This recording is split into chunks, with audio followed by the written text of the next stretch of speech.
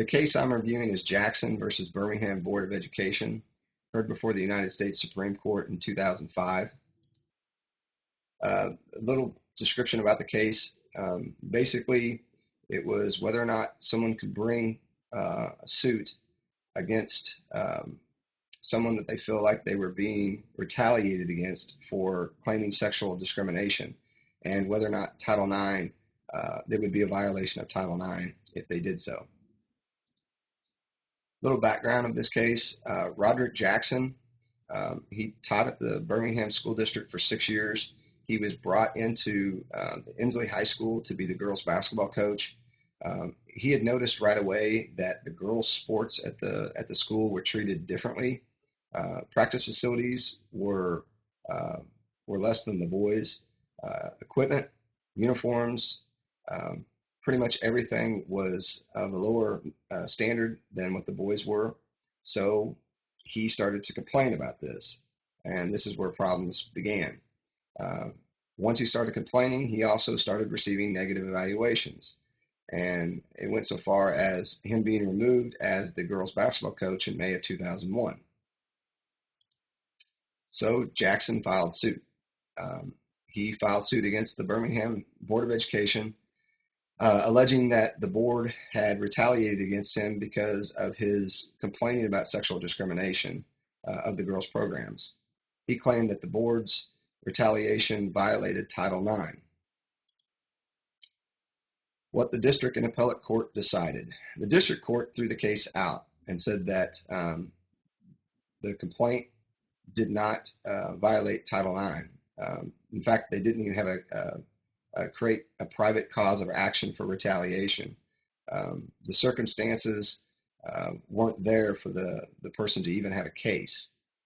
The appellate court agreed and stated that Title IX does protect individuals in federally assisted programs from discrimination, but it doesn't create a private action for retaliation. In other words, you can't sue because someone retaliates against you.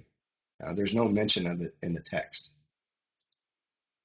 The appellate court went on to state, they said, quote, strongly counsel against inferring a private action, right of action against retaliation, because the express provision of one method of enforcing a substantive rule suggests that Congress intended to preclude others.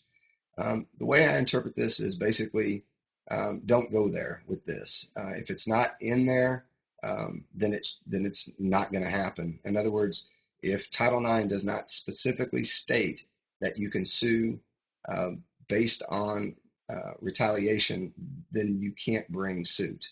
The appellate court also stated that Title IX is not being violated because Jackson wasn't a female. It wasn't his gender that was being discriminated against. So basically, when this was brought before the U.S. Supreme Court, the question that they had to answer was, does Title IX of the Education Amendments Act of 1972 allow suits for retaliation for complaints about unlawful sex discrimination? The court's decision was that the appellate court was incorrect. They provided some evidence of this. The first one was that even though Title IX doesn't expressly say that you can bring a private suit against them, it does prohibit discrimination on the basis of sex regardless of what that form takes. The second thing is this strict reading that the appellate court was using in Title IX basically missed the fact that the statutory text that could come with it. There was a case called Sullivan versus Little Hunting Park, where a man had rented out one of his apartments to a African American, and as a result, with that, they've got access to this park. Well, the park commission decided that they weren't going to allow the African American gentleman to utilize the park, and in fact retaliated against Sullivan and took away his membership too. Sullivan sued and he won, and the court, stating basically that you discriminated against someone else, so he was a whistleblower, and as a result, they violated the Civil Rights Act. Kind of the third thing that the court decided was that they rejected the court's ruling that Title IX does not allow individuals to private action. If the board retaliated in any way, that is discrimination against the girls' program.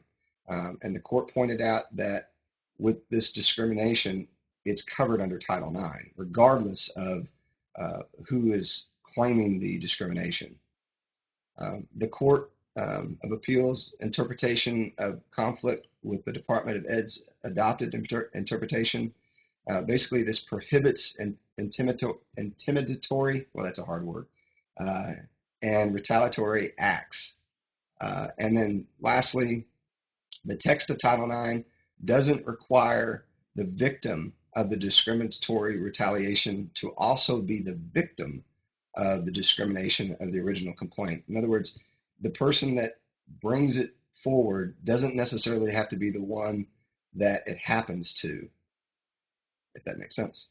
It simply requires the retaliation is based on sex. So in the conclusion, it was a 5-4 decision, and Justice Sandra Day O'Connor, she held that the court, Title IX allowed suits alleging retaliation for reporting sex discrimination. Such retaliation, the majority reason constituted intentional discrimination on the basis of sex in violation of Title IX. Jackson therefore had the right under Title IX to pursue his claims in court. I also read the opposing views of this, and basically they went right along with the appellate court saying it's not in there, so they can't sue.